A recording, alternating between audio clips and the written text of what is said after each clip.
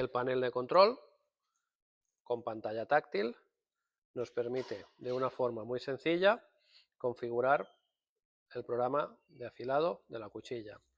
Podemos guardar hasta 20 programas de afilado distintos. Aquí vemos en el programa de afilado número 1 que tengo configurado los datos.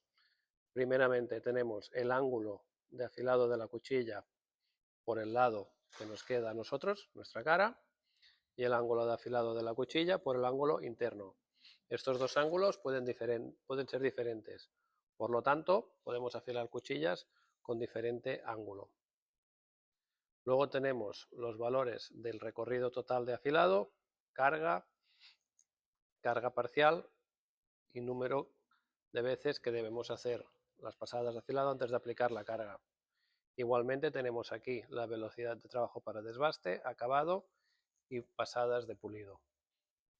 Por último, podemos seleccionar dónde queremos aplicar la carga con la muela, fuera de la cuchilla, dentro de la cuchilla o ambos, tanto fuera como dentro. Una vez guardamos el programa, ejecutamos con el botón Start y la máquina empezará a trabajar. En cuanto al panel de control, podemos ajustar la posición de trabajo de los motores, de los ejes, abrir y cerrar las muelas y seleccionar si solo queremos mover una de las dos muelas para acabar de ajustarlo con la cuchilla.